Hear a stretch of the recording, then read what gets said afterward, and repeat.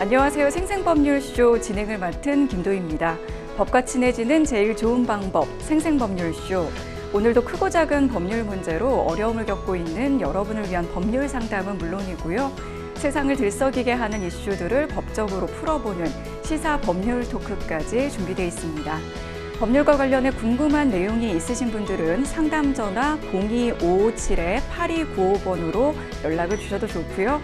법률방송 홈페이지에 들어오신 후에 법률상담 게시판에 문의 남겨주시기 바랍니다. 그리고 화면 아래 하단에 보이는 이메일로도 상담 문의를 받고 있습니다. 각 분야 전문 변호사가 무료로 성심성의껏 상담해 드리니까요. 많은 참여 바랍니다. 그리고 지금 이 방송은 유튜브를 통해서도 실시간으로 함께 방송되고 있습니다. 더불어서 많은 시청 부탁드리겠습니다. 유튜브를 통한 소통의 창구도 활짝 열어두겠습니다. 자, 그럼 오늘 도움 말씀 주실 변호사님 소개해드리겠습니다. 법무법인 영진의 송득범 변호사 모셨습니다. 어서 오세요. 안녕하세요. 안녕하십니까. 법무법인 영진의 송득범 변호사입니다. 네, 오늘도 억울하고 답답한 분들께 명쾌한 상담, 유익한 상담 해주시길 기대해 보겠습니다. 자, 그럼 생생법률쇼 오늘 어떤 사연들이 들어와 있는지 미리 한번 만나보시죠. 어머니가 간병인 때문에 크게 다쳤어요. 자녀와의 공동명의주택 단독명의로 바꾸고 싶어요. 세입자들을 설득해 주세요. 어머니가 남긴 유산. 이렇게 다양한 분야의 상담이 접수가 됐습니다. 저희가 잠시 후에 변호사님과 함께 속 시원한 해결책 찾아보도록 할 텐데요. 시청자 여러분께서도 끝까지 함께 해주시면 고맙겠습니다. 자, 생생법률쇼 첫 번째 순서는 법과 관련된 상식을 굵고 짧게 알아보는 시간으로 준비를 해봤는데요. 화요일에는 지금 가장 뜨거운 이슈를 살펴보고 그와 관련해서 아직 통과되지 못한 법안을 살펴보는 법률 인사 시작해 보겠습니다. 자, 변호사님 오늘 알려주실 법안은 어떤 법안인가요? 네, 지난달에 무려 16명의 사상자를 낸 그 시청역 역주행 참사 사고 원인이 이제 급발진이냐 아니냐 이런 논란이 많았었는데 최종적으로는 이제 페달 5조작으로 밝혀져서 많은 분들한테 적잖은 충격을 줬습니다. 그래서 오늘은 이러한 급발진, 실제 급발진이냐 아니냐 이런 상황에 대해서 급발진 사고와 관련한 법안에 대해 자세히 알아보는 시간 갖도록 하겠습니다. 네, 말씀해 주신 사고 같은 경우에는 이제 운전자 측에서는 급발진을 주장하고 있는데 사실 많은 운전자들이 나도 이러한 급발진 그 이슈가 있으면 어떡하나 걱정을 하는 부분도 있고 또 보행자분들도 이러한 사고를 당하면 어떡하나 좀 불안감이 큰데요. 만약 급발진 의심 사고가 발생한다면 어느 쪽에서 좀 입증 책임을 지게 되나요? 네. 현행 제조물 책임법은 피해자가 제조물이 정상적으로 사용되는 상태에서 손해가 발생했다라는 사실을 증명하면 제조물을 공급할 당시에 해당 제조물의 결함이 있었고 그 결함으로 인해 손해가 발생한 것으로 추정한다라고 해서 대표적으로 입증 책임의 전환에 관한 법률의 내용입니다. 네. 하지만 불시에 발생하는 급발진 상황에서 사용자가 정상적으로 사용 중이었음을 입증할 수 있는 자료를 확보하기가 거의 불가능에 가깝다라는 지적이 이제 나오고 있습니다. 실제로 이제 한국교통안전공단 자동차안전연구원의 자동처리 콜센터 자료에 따르면 2010년부터 지난 이제 2024년 5월까지 접수된 급발진 의심 신고 793건 가운데 실제 차량 결함으로 인정된 사고는 단 한 건도 없었다라고 밝혀졌습니다.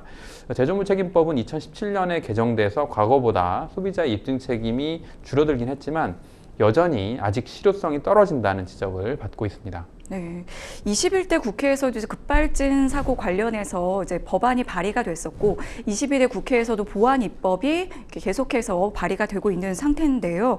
지난 21대 국회에서 발의된 법안들에는 어떤 내용들이 담겨 있나요? 네, 박용진 의원이 발의했던 법안 내용을 먼저 설명드리면 자동차와 같은 고도의 기술력을 요구하는 제조물의 경우에는 피해자가 결함을 입증하기란 사실상 불가능에 가깝다라고 하면서 제조업자가 손해배상 책임을 면하기 위해서는 입증 책임을 제조사에게 부과하는 이른바 도현입법이라고 불리는 제조물 책임법 개정안을 발의한 바 있었고요. 다음으로 이제 정우택 의원 또한 블랙박스 영상 등을 제출할 경우에 제조사가 결함 입증을 하도록 하는 내용으로, 또 허영 의원 같은 경우는 손해배상 청구 소송에서 법원에 자료 제출 명령을 도입해서 제조업자가 영업 비밀이라고 하더라도 결함 증명에 필요한 자료의 경우에는 제출을 거부할 수 없도록 하는 내용을 차례로 개정안에 담기도 했습니다. 물론 이제 세부적인 내용들은 각자 조금씩 다른 부분이 있지만 급발진 사고의 결함 입증 책임을 제조사가 져야 된다는 그런 기본 취지는 동일하다고 볼 수 있습니다. 그러니까 이제 21대 국회도 그렇고 22대 네. 국회에서도 이 급발진 사고의 입증 책임을 제조사로 네. 전환하자는 논의가 계속해서 있다는 말씀을 해주신 건데 네. 그러면 도연입법이 발의된 그 배경도 설명을 좀 해주시죠. 예, 뭐 언론에도 보도되고 매우 안타까운 사연이었는데요.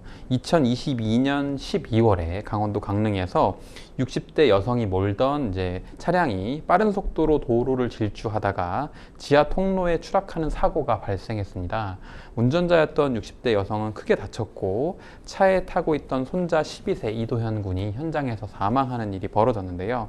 사고 차량의 블랙박스에는 손자한테 브레이크가 안 된다 하는 할머니의 목소리가 녹음이 돼 있었습니다. 네. 그래서 당시 사고로 아들 도현 군을 잃은 아버지 이상훈 씨는 국회에 급발진 의심사고 발생 시 결함 원인 입증 책임 전환, 이에 대한 제조물책임법 개정에 관한 청원을 올렸고요. 도현 군의 아버지는 청원에서 자율주행 시스템이 적용되면서 전동화되는 자동차에서 끊임없이 발생하는 급발진 의심사고 시에 소프트웨어에 대한 결함은 발생하는 흔적을 남기지 않기 때문에, 그럼에도 불구하고 비전문가인 사고자나 경제적 약자인 유가족이 많은 비용을 들여서 기술적 감정을 실시해서 국립과학수사연구원을 상대로 급발진이 왜 발생했는지를 증명해야 하는 문제가 있다. 네. 이 같은 억울하고 답답한 현실에 울분이 터지고 억장이 무너졌으며 국가 폭력이라고 느껴진다라고 이제 매우 감정적으로 호소를 하셨습니다. 이에 네. 당시 이제 청원에 대해서 5만 명이 동의해서 이제 그 청원 요건을 충족하자 여야가 합심해서 말씀하신 이제 도현입법을 발의하기에 이르렀고, 현재 유족 측은 급발진을 주장하면서 제조사를 상대로 7억 6천만 원 규모의 손해배상 청구 소송을 제기한 상태입니다. 네. 그 당시에 정말 그 많은 네. 국민들의 관심을 받았던 도연입법인데 결국 21대 국회에서 폐기가 됐잖아요. 네. 왜 그렇게 된 걸까요? 근데 국회 정무위원들은 대체로 이제 청원 취지에 공감하고 있었기 때문에 이 국민청원의 뜻을 수용해서 속도를 낼 거다라고 이제 관측이 나오고 있었는데, 네. 이 제조물책임법 개정안에 대해서 소관부처인 공정거래위원회가 이제 논란 변수였는데요. 정부 측의 대표로 이제 법안 소위에 나온 공정위 부위원장은 급발진 손해배상 책임 관련 입증 책임의 완화라는 취지 자체에는 공감한다. 그런데 그 민사소송의 대원칙인 입증 책임 분배의 공평성 부분에 대해 심도 있는 검토가 필요한 사안이다라고 밝히면서 사실상 수용하기 어렵다는 입장을 밝혔고요. 이어 입증 책임을 제조사한테 전적으로 부과할 경우에는 상당한 사회적인 비용이 발생할 수가 있고, 급발진 외에도 다양한 유형의 차량 사고에서 이용자가 차량 결함을 주장할 경우에 제조사로서는 결함이 없다는 사실을 입증해야만 하는데, 이러한 기업의 비용은 궁극적으로 이제 차량 가격의 인상으로 이어질 것이고 소비자 다수의 비용 증가라는 결과로 돌아오게 될 것이다. 이런 부분을 지적했고, 또 피해자의 입증 책임 요건을 완화하거나 제조사에 자료 제출 의무를 부과하는 수준의 법 개정은 충분히 수용할 수 있지만, 이 아예 입증 책임을 제조사한테 전환시키는 것은 민사소송법 체계와 충돌한다라는 부분을 밝혔고, 이게 가장 핵심적으로 그 지연된 이유로 알려졌습니다. 네. 그 지난 14일에는 도연입법 개정안에 대한 재청원 글이 네. 9만 명 이상의 동의를 얻으면서 또다시 좀 급물살을 타고 네. 있는 그런 분위기를 보여주고 있는데, 네. 이와 더불어서 최근에는 그 페달 블랙박스를 좀 도입해야 한다 이런 네. 목소리도 커지고 있다고요. 네. 지난달 17일에는 이제 급발진 추정 사고 시에 운전자가 브레이크를 밟았는지 가속 페달을 밟았는지 네. 진위를 가릴 수 있는 자동차 페달 블랙박스 설치를 의무화하는 내용의 자동차관리법 일부 개정안이 발의됐습니다. 해당 법안은 이제 국민의힘 이양수 의원이 대표 발의했는데요. 이제 네. 사진에 나오듯이 네. 완성차 업체와 차량 제조사 등이 자동차 페달의 조작 상황을 영상으로 기록할 수 있는 장치를 설치하도록 해서 해당 영상 정보가 급발진 여부 판별에 직접적인 자료로 활용될 수 있도록 하는 것을 골자로 하고 있습니다. 또 지난해 11월에는 이태원 주택가에서 택시가 담벼락을 들이받는 사고가 벌어졌고 운전자는 급발진 의혹을 제기했지만 차량에 설치된 페달 블랙박스를 통해 사고 당시에 가속 페달만 수차례 밟았다. 이 내용이 네. 밝혀지면서 페달 블랙박스 설치 의무화에 힘이 실리고 있습니다. 하지만 이에 대해 정부 당국은 페달 블랙박스 의무 설치가 자동차 가격의 인상 요인이 될 수 있고 또한 이미 지난 2월 개정된 자동차 관리법에도 급발진 추정 사고 등 각종 자동차 사고의 원인 규명을 명확히 하기 위해서 이제 자동차 사고 전후에 일정 시간 동안 자동차 운행 정보를 저장하는 자동차 사고 기록 장치 설치를 의무화했고 네. 오는 2025년 2월부터 시행될 예정이기 때문에 페달 블랙박스 의무 설치를 강제하는 것까지는 부적절하다고 부정적 견해를 밝힌 바 있습니다. 네. 저희가 이제 뭐 지난 그 21대 국회에서의 이야기를 좀 나눠봤는데 네. 22대 국회에서는 이 도연이법과 블랙박스, 이 페달 블랙박스 설치 의무화 법안 과연 통과될 수 있을지 그 부분이 좀 궁금해지는데 네. 변호사님께서는 어떤 게 전망을 하시나요? 네, 그 21대 국회에서도 논의가 이제 국민 여론이 이제 네. 이 설치에 대한 의무화 쪽으로 기울어졌었고 지금 현재는 더 그 논의가 여론이 더 커지고 있는 상황이기 때문에 아마 긍정적으로 그 좀 어떤 식으로든 통과가 될 것으로 예상하긴 하는데 네. 다만 이제 종전의 논의처럼 민사소송법의 대책의 전환이라든지 어떤 큰 부분까지 바뀔지는 조금 의문은 있습니다. 네, 네. 그렇군요. 더 이상 급발진 사고로 인해서 억울한 피해자가 나오는 일은 없어야 할 텐데요. 22대 국회에서는 명확하게 원인을 좀 규명하고 재발을 방지할 수 있는 대책이 마련될 수 있길 기대해 보겠습니다. 지금까지 이슈와 법률에 대해 살펴보는 법률 인사 함께 했는데요. 여러분은 지금 생생법률쇼를 시청하고 계십니다.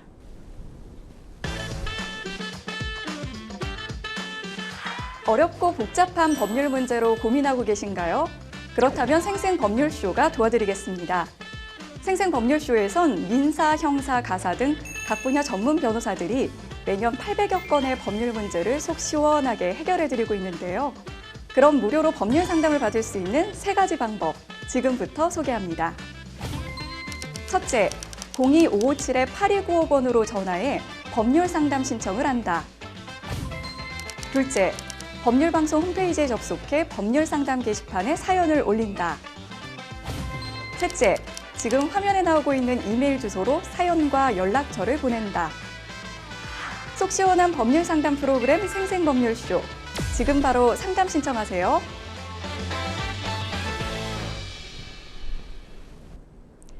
지금부터는 생생법률쇼가 자랑하는 성심성의 무료 법률 상담 시작해 보겠습니다. 전화 연결이 돼 있는데요. 전화 받아보겠습니다. 안녕하세요. 네, 안녕하세요. 네, 어떤 점이 궁금해서 연락 주셨을까요? 네, 엄마가 네. 간병인 때문에 다쳤는데, 아, 네. 네, 간병인이 그에 대한 책임을 안 지는 것 같아서, 아, 네. 네, 그래서 궁금해서 전화 한번 드려봤습니다. 아, 네. 그 어머니가 지금 간병인 때문에 다쳤는데 그 네. 부분과 관련해서 좀 궁금한 부분이 있어서 연락을 주셨군요.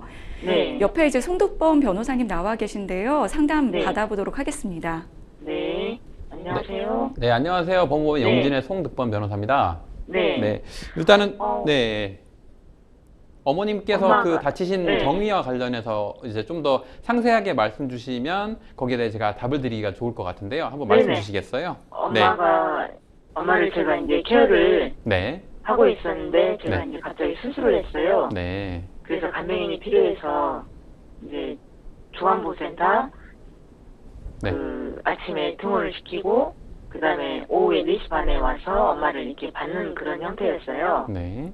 그러니까 출퇴근으로 하셨는데 아침에 등원시키다가 그 보행기를 이렇게 놓쳐버려가지고 엄마가 쿵 떨어져가지고 네. 엉덩이 뼈 위에를 이제 골절됐거든요. 아이고, 네. 그래가지고 이제 엄마가 안 그래도 다른 데도 골절돼가지고 병원 생활을 계속 지금 하고 계셔요. 아이고, 네. 네. 그래서 이 엄마 인생이 어떻게 보면 끝난 거잖아요. 그게 너무 제가 좀 많이 울었어요. 네. 제가 이제 케어하다가 그런 상황이어가지고. 네. 근데 간병인은 자기는 뭐 100만 원만 책임을 지겠다고 네. 이렇게 하고 나오고 네. 그다음에 저희한테 괜히 막 협박을 또 하더라고요. 저희 집의 건물에 대해서 네. 협박을 막 해가지고 애 아빠가 이제 좀 치를 떨고 있는 상황이에요. 네. 그래서 그에 대한 뭐 사과도 없었고 네. 개인적으로 구하다 보니까 이제 보험도 안 되고 네. 병원비는 한 1,000만 원 병원비하고 케어비 하다 보니까 1,000만 원이 넘어요. 네. 이런 상황이거든요. 네. 근데 앞으로도 계속 간병인이 필요할 상황이라 어떻게 해야 되나 싶어서. 네, 일단은 뭐 제가 몇 가지 더 여쭤보면, 그럼 아까 말씀하신 내용 중에 네. 이제 이거와 무관하게 뭐 간병인으로서 집에 들어와서 하면서 알게 된 다른 사항에 대해서 뭐 신고를 하겠다는 내용까지 이제 뭐 어떤 그렇죠. 일종의 협박 비슷하게 네. 한 것 같은데, 네. 혹시 그 내용 관련해서도 그 저거 뭐 녹음해 두신 거나 이런 게 있으실까요? 대화 뭐 내용이나 전화 통화나 이런 게? 네. 남편 통화 내역이 있을 거예요. 통화 내역은 있고 통화를 녹음하진 않으셨고, 네. 녹음 있을 거예요. 녹음도 자동 있으시고. 녹음하니까요. 네네네. 네. 그리고 그 다음에 상대방이 이제 그런 얘기를 하면서 그런 얘기의 네. 결과 뭐 돈을 지급을 하셨다든지 아니면 반대로 뭐 받아야 될 돈을 안 받기로 했다든지 뭐 그런 게 있으실까요? 월급은 다 지급을 했고요. 네. 본인이 요구하는 돈은 다 지급을 했는데, 네. 제가 엄마 통장 번호를 보냈어요. 네. 근데 돈은 안 들어왔어요. 통장 계좌번호를 보내면서 여기다가 이제 피해 금액이나 이런 걸 입금을 해라라고 했는데 상대방이 응하지 않고 있다, 이런 말씀이신 거죠? 본인이 이제 알아서 입금을 해라고 했어요. 네. 근데 상대방은 지금 응하지 않고 있는 상태이고. 네. 그러면 지금 가장 궁금하신 부분은 정확히 뭐 어떤 게 궁금하신 걸까요? 저 사람이 우리 근무하면서 그런 협박죄가 성립이 되는지, 네. 저희한테 불리한 그런 내용을 네. 약간 신고하겠다는 네. 그게 협박이 되는지, 네. 그리고 보상을 혹시 받을 수 있으면 네. 받을 수 있는지 그거 여쭤보고 싶어요. 네. 일단 두 가지 말씀하신 사항에 대해서 제가 나눠서 하나씩 설명을 드릴 건데요. 네. 일단 첫 번째 부분과 관련해서는 이제 협박죄가 성립을 할지, 협박을 한 상황은 이제 간병인의 과실로 어머니께서 다치셨고, 네. 그거에 따른 이제 그 피해에 따른 손해배상을 요청을 하자 상대방이 네. 간병인으로서 근무를 하면서 알게 된 다른 사항을 얘기하면서 신고를 하겠다라고 네. 이제 소위 이제 해악의 고지를 한 것인데, 그 네. 해악 고지의 내용이 통상적인 정도를 넘어서 상대방한테 이제 공포심을 일으킬 정도냐, 협박죄의 성립 여부는 이제 외포심을 기준으로 하는데요. 그 네. 말씀 주신 내용처럼 어떤 다른 사항을 이유로 한 신고를 하겠다는 내용은 충분히 사회상규상으로 봤을 때도 정도를 넘는 내용이고, 그 얘기를 들은 상대방은 공포심을 느낄 정도에 해당하기 때문에, 네. 이와 관련해서 이제 일부 하급심 판결 중에는 어떤 것들이 있냐면, 보통은 이런 협박을 하는 것으로 그치지 않고 그거에 따른 이제 금전을 요구한다든지 아니면 금전을 받는다든지 이런 경우가 있고, 그게 단순히 상대방한테 해악을 고지해서 협박 정도에 그치느냐 아니면 돈까지 받느냐, 돈까지 받는 경우는 이제 공갈죄라고 해서 형법상 350조에 사람을 공갈해서 재물을 교부받거나 재산상 이익을 취득한 자에 대한 처벌 규정이 별도로 있고, 그 금전적으로 돈을 받지는 않는 경우에도 이제 형법상 283조에서는 협박죄를 별도로 규정하고 있기 때문에 사람을 네. 협박한 자에 대해서는 또 3년 이하의 징역 500만 원 이하의 벌금 등으로 이제 처벌 규정이 있기 때문에, 네. 말씀하신 내용처럼 상대방한테 정당한 요구로 어머니가 다치신 거에 따른 손해배상을 요구하자 상대방이 본인이 알고 있는 다른 사항을 얘기하며 신고하겠다라고 해악을 고지한 거기 때문에 그 부분은 이제 협박죄가 성립할 가능성이 충분히 있을 것 같습니다. 그래서 이와 관련해서 이제 대법원에서는 그 기준을 뭐로 하냐면, 사람의 의사 결정의 자유를 제한하거나 의사 실행의 자유를 방해할 정도로 겁을 먹게 할 해악을 고지하는 걸 말하고, 그 네. 고지된 해악의 실현은 반드시 위법한 것을 요하지 않고 그 직업이나 지위 등을 근거로 해서 뭐 불법한 위세를 이용해서 재물을 교부하거나 재산상 이익을 요구하고 응하지 않을 때에는 부당한 불이익을 가져올 위험이 있다는 외포심을 일으키게 하는 경우, 이에 대해서 해악의 고지에 해당한다라고 보고 있기 때문에 말씀하신 것처럼 그 정도의 내용, 그 다음에 혹시 통화 내역이 막 녹음 파일까지 있다고 하면 충분히 그걸 근거로 해서 협박죄에 따른 형사 고소도 가능할 것으로 보이고요. 네. 다음으로 이제 첫 번째는 이제 형사적인 부분이었고, 두 번째는 상대방으로 하여금 이제 손해에 따른 손해배상을 구할 수 있을지 물어보셨는데, 그 부분은 이제 민법 제750조에서 뭐라고 정하고 있냐면, 고의 또는 과실의 위법 행위로 다른 사람한테 손해를 가한 때에는 그 손해를 배상할 책임이 있다라고 정하고 있습니다. 그래서 이제 그 고의로 어머님을 다치게 한 건 아니지만 실수로, 그러니까 간병인으로서 저 환자를 대할 때는 놓치거나 하지 않도록 주의해야 되는 당연히 의무가 있고, 그런데 실수로 어머니 놓쳤고 그로 인해 골절에 피해를 입게 됐고, 골절로 인해 병원 치료비가 소요가 되고, 또 통상적으로 이제 거동이 불편한 골절상에 따른 그 비용으로서 간병인 비용이 추가로 소요가 됐다라고 하면, 그 해당되는 손해 정도들 역시 일반적으로 통상적인 손해로 볼 수 있을 것 같고요. 그 이제 민법 750조에 따른 손해배상 청구로 이제 기준이 두 가지가 나눠지는데, 하나는 통상 손해와 두 번째는 특별 손해로 나눠지는데, 통상 손해라고 하는 건 일반인들을 기준으로 했을 때 충분히 알거나 알 수 있을 경우에 해당하고, 특별 손해는 상대방이 이 특별한 사정을 알았거나 알 수 있었을 경우를 기준으로 합니다. 그런데 이제 말씀하신 것처럼 이제 추가적으로 간병인, 병원 치료비 같은 경우는 직접 손해로 볼 수 있을 것 같고요. 간병인을 사용하는 것 역시 통상 손해 혹은 이것이 만약에 특별 손해라고 보는 경우에도 해당 간병인으로서 이 환자의 거동이 불편한 사정을 알고 있었고 또 충분히 알 수 있었기 때문에 그 부분까지도 추가적인 손해배상, 치료비 플러스 간병비, 뭐 입원비나 기타 부대 비용까지 포함해서 손해배상을 청구하실 수 있을 것 같아요. 네. 네. 그런데 이 간병인이 네. 저희가 이제 간병비를 50%만 받아라 제가 네. 그랬어요. 네. 6주 이제 진단이 6주 정도 나와서 네. 그랬더니 본인은 갑자기 생각이 안 나네. 네. 그랬더니 본인이 엄마한테 네. 사인을 받았고 네. 지단까지 찍었나 봐요. 네. 그리고 녹음까지 했대요. 네. 치료비 안 받겠다고. 네. 근데 엄마는 전혀 네. 그 내용을 몰라서 네. 그냥 날인을 찍은 거예요. 네. 근데 요거는 그러면 기존에 이제 중증도 치매 진단을 받았었어요. 네. 그 종합병원에서. 네. 이런 경우에는 그러면 혹시 적용이 되는지. 아까 말씀드린 것처럼 이제 첫 번째 상대방한테 네. 임의로 이행해라라고 요청을 해서 상대방이 임의로 이행을 하면 그러면 이제 그 문제 없이 사인 간에 이제 해결이 될 것인데, 네. 말씀드린 것처럼 상대방의 지금 태도에 비춰보면 상대방이 이거 사적으로 응하지 않은 상황이고, 네. 그러면 부득이하게 민사소송을 진행해야 되는 경우를 가정할 수 있고요.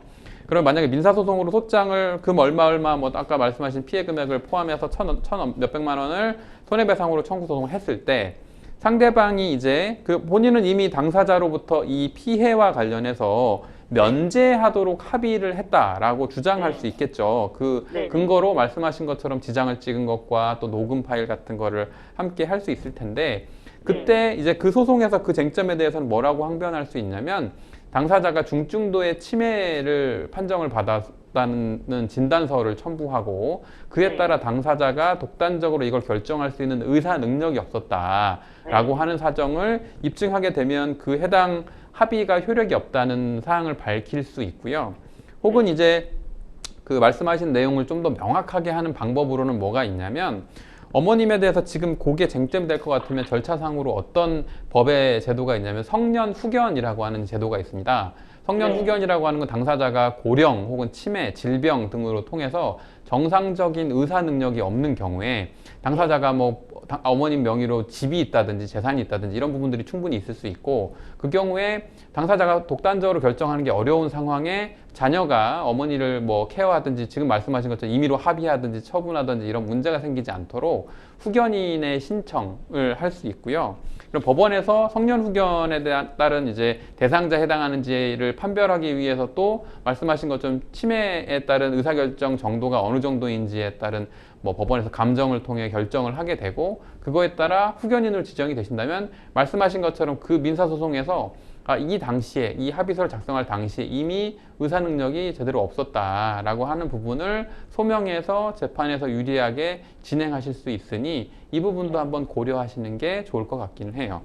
그러면은 다른 자녀들이랑 다 같이 동의를 얻어야 되나요? 네, 원칙적으로는 그 성년 후견을 신청을 할 때 신청은 자녀분 한 분도 신청할 수 있는데 거기엔 이제 나머지 그 통상적으로 이제 성년 후견이 뭐와 연관이 되냐면 그 어머님께서 돌아가셨을 때 이제 상속이 발생할 수 있잖아요. 그러면 그 상속의 대상이 될 수 있는 나머지 자녀들의 의사도 반드시 확인하도록 되어 있거든요. 그리고 성년 후견에는 두 가지를 이제 정하게 되는데 하나는 이제 신상 후견, 두 번째는 이제 재산 후견이라고 하는데 신상 후견은 이 어머님을 어느 자녀가 모실 것이냐 혹은 어느 병원에 안치하도록 요양병원이라든지 이런 걸 하도록 할 것이냐 그걸 누가 결정할 것이냐라고 하는 신상 후견의 부분이 있고 두 번째는 재산 후견 어머님의 명의로 되어 있는 재산을 어떻게 정리하거나 어머니를 위해 사용하도록 할 것이냐라고 하는 재산 후견 두 가지가 있기 때문에 말씀하신 것처럼 신청은 본인이 혼자 하시더라도 나머지 자녀들이 이 신상후견이나 재산후견과 관련해서 동의하는지 여부의 의사를 법원에서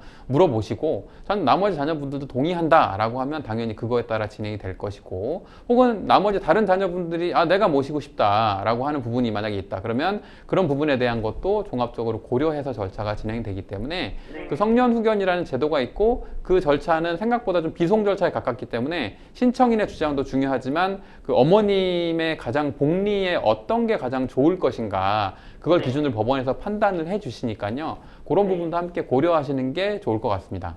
네, 고맙습니다.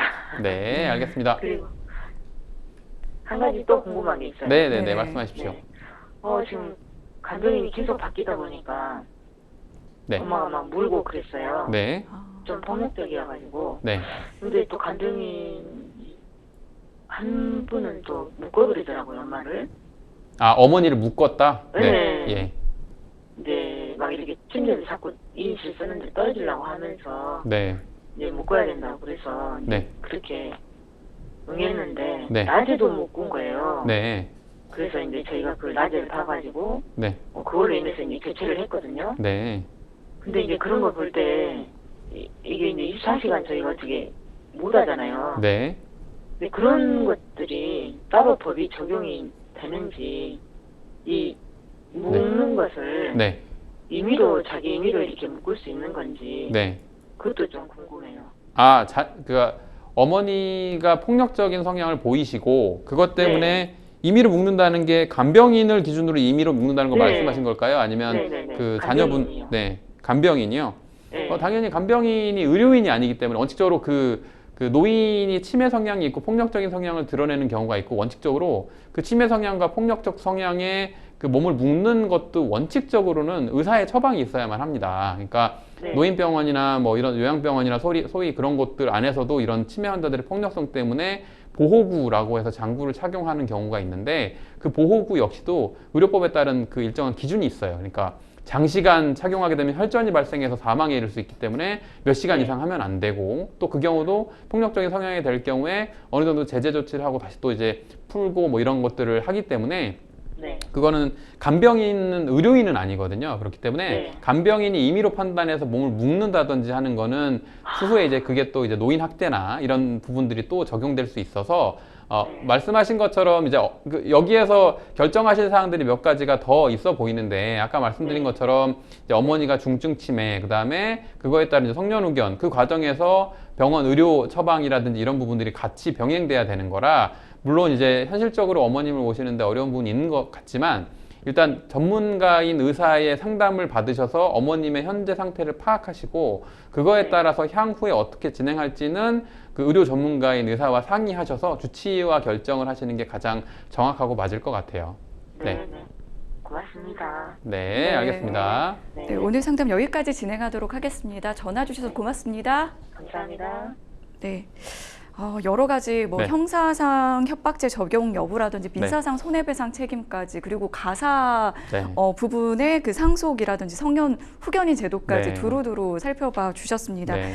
오늘 드린 이제 법률적인 조언을 바탕으로 현명하게 잘 대처하셨으면 좋겠습니다. 여러분은 지금 생생법률쇼와 함께하고 계십니다.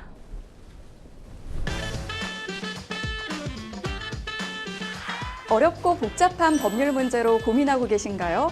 그렇다면 생생법률쇼가 도와드리겠습니다. 생생법률쇼에선 민사, 형사, 가사 등 각 분야 전문 변호사들이 매년 800여 건의 법률 문제를 속 시원하게 해결해드리고 있는데요. 그럼 무료로 법률 상담을 받을 수 있는 3가지 방법, 지금부터 소개합니다. 첫째, 02-557-8295번으로 전화해 법률 상담 신청을 한다. 둘째, 법률방송 홈페이지에 접속해 법률 상담 게시판에 사연을 올린다. 셋째, 지금 화면에 나오고 있는 이메일 주소로 사연과 연락처를 보낸다. 속 시원한 법률 상담 프로그램 생생법률쇼. 지금 바로 상담 신청하세요.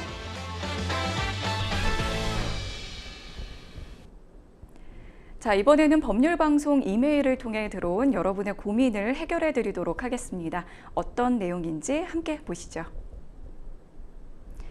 20년 전 남편과 사별을 하게 됐습니다. 저희 부부에겐 아들이 하나 있는데요. 당시 아들은 10살이었어요. 교통사고로 남편이 갑자기 세상을 떠나고 아들과 덩그러니 남게 되면서 허망하기도 하고 막막하기도 했지만 제게는 직업이 있었고 아들도 학업에 열중하며 잘 살아왔습니다. 근데 당시 저희가 살던 주택이 남편 명의로 돼 있었는데요. 남편이 죽고 난 후 집을 제 명의로 돌리려고 하자 당시 법무사무소에서 미성년자 아들과 공동 명의를 해야 한다고 하더라고요. 이후 재산세는 저와 아들에게 청구되었고 제가 다 납부를 해왔는데요. 현재 30이 넘은 아들이 얼마 전 저의 노후도 준비해야 하고 하니 주택을 제 명의로 하라고 하더라고요. 그래서 제 단독 명의로 바꾸려고 하는데 괜찮을까요? 유의할 점은 없는지 조언 부탁드립니다. 네, 하셨습니다. 자, 변호사님, 이 남편분께서 네. 이제 사망하시고 난 후에 이 남편 명의의 주택을 이 아내인 상담자분과 자녀의 공동 명의로 이렇게 했습니다. 이 법무사무소에서 이렇게 좀 조언을 한 것 같은데 어떤 이유에서 이런 조언을 했을까요? 네. 그 남편분이 사망하셨을 때 뭐 집을 누구의 기준으로 한다라고 하는 어떤 유언이 있었다면 유언에 네. 따를 것인데 별도의 유언이 없었다면 법정 상속분의 비율에 따라서 재산은 이제 상속이 발생하게 되는데요. 법정 상속분의 비율은 어떻게 되냐면 동순이 같은 경우에는 배우자는 50%를 가산하도록 되어 있기 때문에 아마도 자녀분이 한 분이라면 어머니, 그러니까 배우자가 1.5, 자녀분이 1의 비율로 이제 공동 상속이 법정 상속이 발생했을 것이고 네. 그런데 법정 상속으로 1.5대 1로 발생한 것에 대해서 어머니가 단독으로 한다라고 하는 건 아드님의 상속 비율까지 어머니가 가져오는 개념이 되는 것이고요. 아, 네. 그러면 그 의사결정을 할 때 미성년자인 아들이 의사결정을 할 수 없고 그러면 어머니가 아들의 지분을 본인에게 가져오는 의사결정을 해야만 하는데요. 그러면 그게 민법상으로 어떤 효과를 낳느냐면 이해상반 행위가 됩니다. 그러니까 아들에게 불리하고 본인에게 유리한 행위를 하는 그 범위에서는 네. 민법 제921조에서 친권자와 자아 사이에 이해상반 행위는 법원의 허가를 받아야만 하거든요. 그러니까 당시에 법무사님한테 이제 이 등기 처리를 하면서 그냥 제 단독 명의로 할게요 라고 했을 때 법정 상속분으로 이미 1.5대 1이 발생한 상황에서 단순히 그냥 아들 도장까지 본인이 하셔가지고 할 수가 없는 상황이었고 네. 만약에 정당하게 법적 절차를 거쳐야 한다면 법원의 이 이해상반 행위의 허가를 받으셔서 그 자의 그 대리인을 또 선임한 다음에 이해상반 행위 허가를 받아서 전부를 넘기셔야 했기 때문에 그것 때문에 아마 법무사는 이런 복잡한 절차가 선행되지 않으면 원칙적으로 공동명의로 하셔야 된다라고 설명한 것으로 보입니다. 그 말씀해주신 내용을 들어보니까 약간 네. 미성년자 아들의 어떤 네. 권리를 보호하기 그렇죠. 위한 그런 장치가 있는 것 같은데요. 그런데 이제 그 당시에는 이제 자녀가 미성년자였지만 네. 지금 이제 자녀가 성인이 되고 나서 상담자 분의 단독 명의로 지금 변경을 하려고 하는 네. 상황입니다. 네. 이럴 경우에 뭐 취득세라든지 좀 세금 문제가 좀 발생하지 않을까 싶거든요. 네, 맞습니다.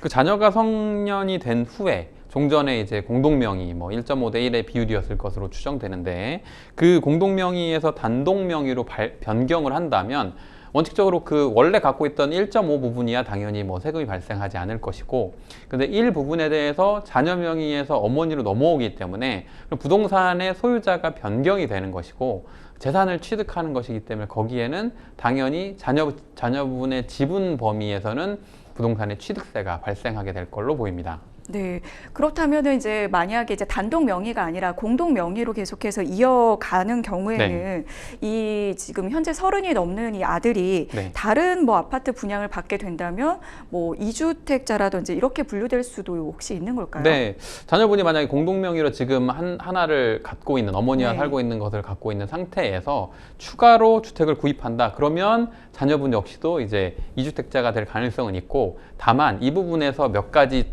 더 깊이 들어가면 소수지분권자고 지방주택이냐에 따라 여러 그 이주택에 따른 규율이 다르기 때문에 원칙적으로는 이주택자로 규율될 위험성이 있다, 이렇게 설명을 드립니다. 네, 상당히 좀 쉽지 않은 문제라는 생각이 맞습니다. 드는데 만약에 주택을 이렇게 단독 명의로 좀 바꿀 때 유의할 점이라든지 주의해야 할 사항 알려주시면 도움이 될 것 같습니다. 그 명의를 변경한다라고 이제 일반인들 사이에서 쉽게 표현을 하는데, 법적인 개념으로는 당연히 자녀분이 법적으로 취득했던 걸 어머니로 옮기는 것이기 때문에 그 과정에서 돈을 받는다면 매매에 해당하고요. 돈을 받지 않고 그 어머니에게 넘긴다면 증여에 해당하거든요.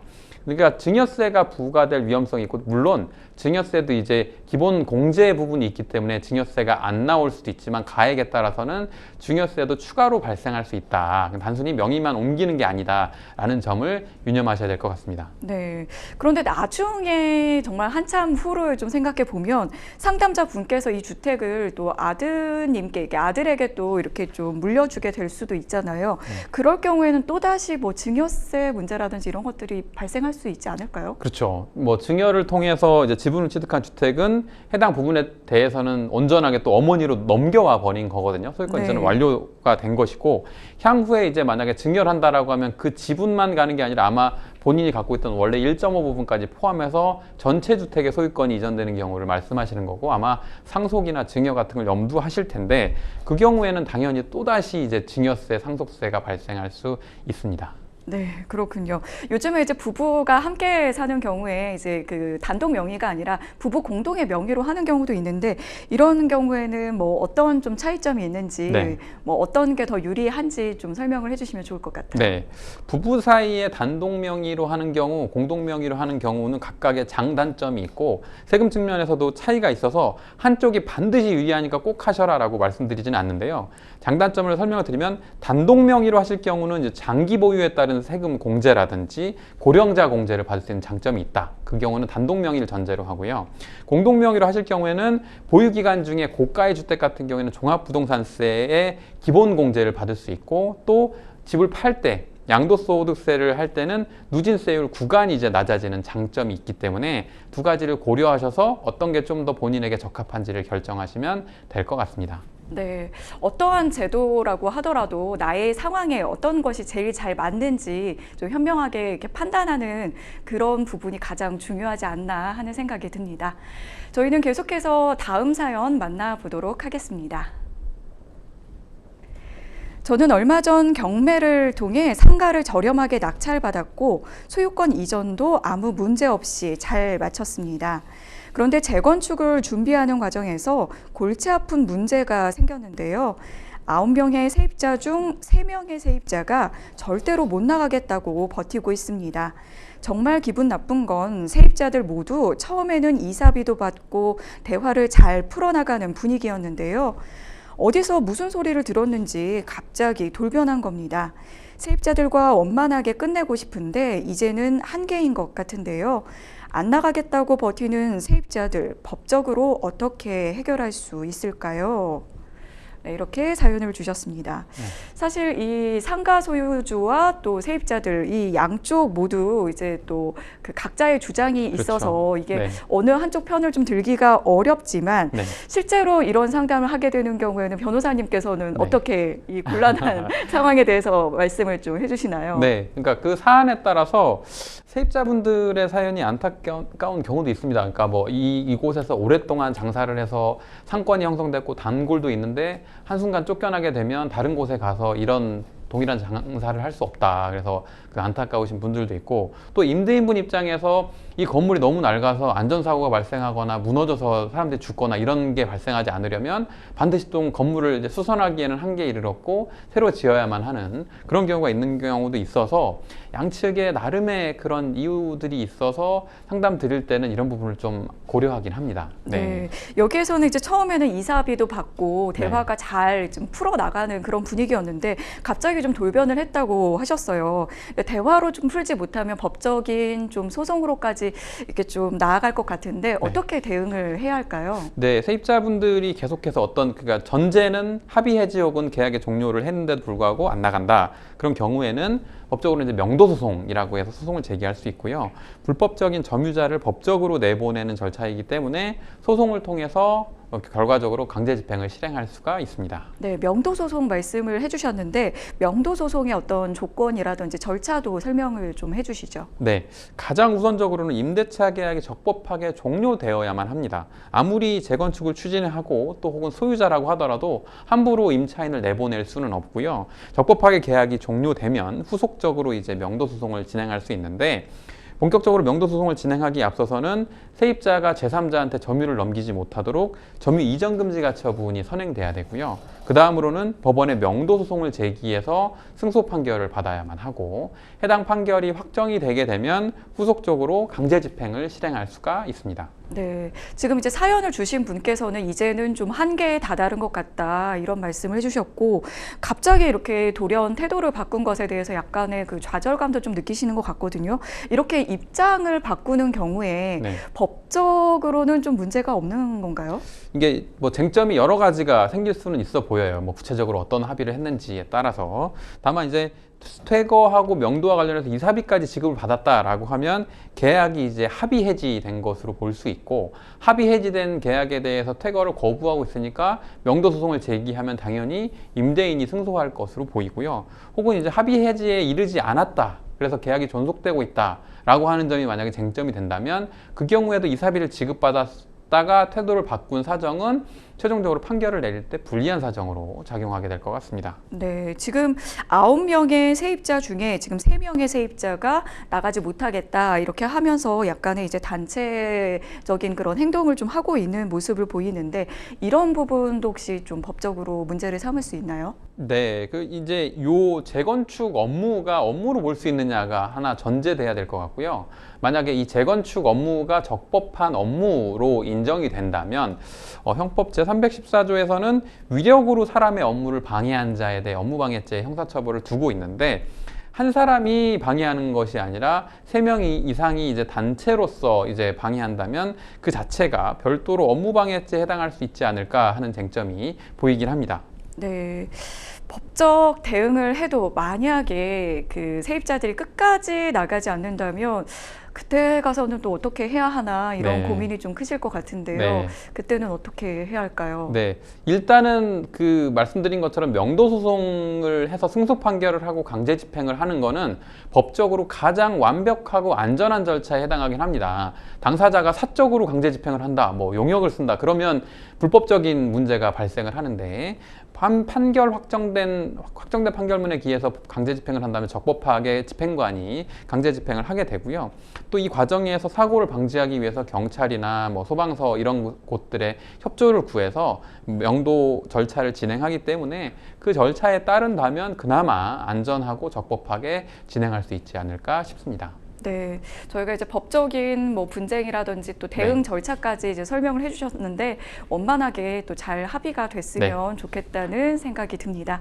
저희는 계속해서 그 이메일을 통해서 들어온 사연 만나보도록 하겠습니다. 저희 어머니께서 지난해 12월에 심장마비로 돌아가셨는데요. 그해 7월에 3년 전세 계약을 하셨습니다. 그런데 문제는 10년 넘게 알고 지낸 이웃이고 시골 분들이라 계약서가 제대로 작성되지 않았다는 건데요. 계약서에는 도장도 없고 생년월일도 적혀 있지 않아 과연 이게 계약서가 맞는지 의심이 될 정도입니다.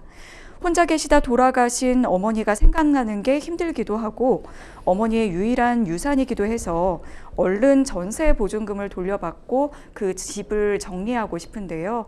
하지만 집주인분도 5년 계약했으니 다음 세입자를 받을 때까지는 돈이 없어서 보증금을 못 돌려준다고 하십니다.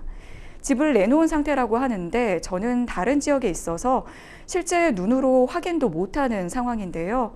제가 3년 계약이 끝날 때까지 기다렸다가 받는 것이 맞을지 아니면 소송을 하는 것이 맞을지 고민이 됩니다. 어떻게 하는 게 좋을까요? 네, 상담자 분의 어머님이 돌아가셨는데 이 어머님이 살고 계시던 집의 전세 계약이 아직 좀 끝나지 않은 상태입니다. 지금 좀 꽤 이제 마음이 좀 복잡하신 그런 네. 상황인 것 같은데 사연 어떻게 보셨나요? 네, 뭐 예전 같은 경우에는 대가족이고 다 같이 한 집에 사는 게 일상적이었는데 최근에는 이제 뭐 생계나 뭐 직장이나 이런 사유로 부모님과 떨어져서 살는 경우가 많고 그 경우에는 이제 사연에 나오는 것처럼 임대차 어머니가 체결했던 혹은 아버지가 체결했던 부모님의 임대차 계약의 후속 처리와 관련해서 분쟁은 최근에 많이 벌어지고 있는 편이긴 합니다. 네, 지금 이제 세입자였던 이제 어머니가 돌아가셨습니다. 일반적으로 이런 경우에는 이 계약이 자동으로 해지되는 게 아닌가 싶기도 하거든요. 네, 어떤가요? 이거는 좀 반대기는 합니다. 왜냐하면 그런가요? 세입자가 사망한 경우에 임대차 계약이 자동으로 종료된다고 하면 임대인은 이제 보증금에 따른 사연에 나오는 것처럼 즉시 반환 의무가 발생하게 되는데 네. 주택임대차보호법에는 오히려 어떻게 정하고 있냐면 제 구조에서 주택임차권의 승계라고 해서 임차인이 상속인 없이 사망한 경우에는 사실상 혼인관계에 있는 자, 즉 사실혼 배우자가 이제 승계하도록 법으로 정하고 있고 네. 상속인이 그 주택에서 가정 공동 생활을 하지 않는 경우에도 주택 그 가정 공동 생활하던 사실상 혼인 관계에 있는 자와 권리 의무를 그 공동으로 승계하도록 정하고 있어서 그 임대차 계약이 자동으로 종료하는 게 아니라 상속인이 그 지위를 승계하는 것을 전제로 해서 법문이 구성되어 있기 때문에 당연히 종료되거나 해지되는 것은 아닙니다. 이 사연 같은 경우에는 이제 어머니의 이제 상속인이 네. 이 계약을 이어간다고 네, 보면 맞습니다. 되겠군요.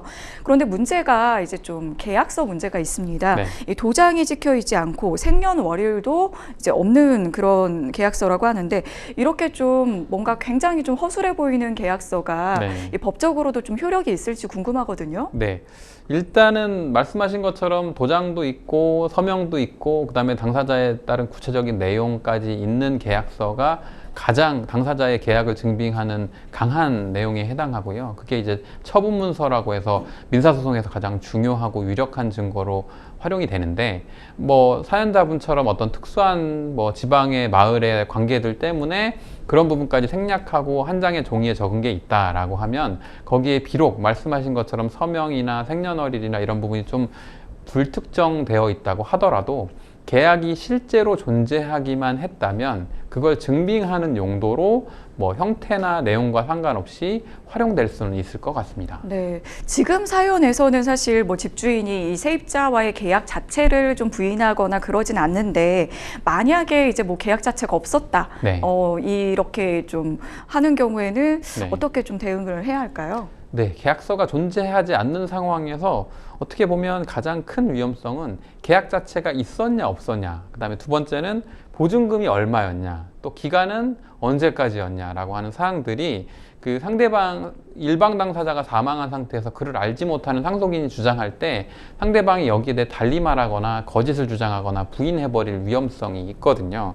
다만 이제 어머니의 그 전세금을 만약에 지급했다라고 하면 통장에서 이체가 됐을 거니까 그 통장 이체 내역 등 간접적인 증거 혹은 주변에 살았던 지인 등의 진술 등을 통해서 간접적으로는 입증할 수가 있습니다. 네, 지금 현재는 이걸 그 계약이 끝날 때까지 기다려야 하는지 네. 아니면 소송을 하는 게 맞을지 이게 고민이 된다고 하셨거든요. 네. 어떻게 뭐 어떤 게 좀 낫다고 보시나요? 네, 일단은 그 사연자분이 말씀하신 내용처럼 이제 보증금을 반환받고 싶다 싶은 현재 상황, 또 어머니가 사망한 상황, 여기에서 몇 가지 상대방한테 전화나 이런 걸 통해서 의사표시는 하셨을 텐데, 상대방도 역시 전화를 통해 의사표시를 회신한 상태니까 여기에 대해서는 이제 현재 어머니가 사망한 상황, 그다음에 본인이 이제 상속인으로서 포괄적으로 권리 의무를 승계한 상황, 다음으로 이제 본인은 계약의 해지를 희망하지만 상대방이 응하지 않는다면 언제 종결될 것인지 반환할 것인지를 정리해서 내용 증명으로 발송해 두시기를 보통은 권해드립니다.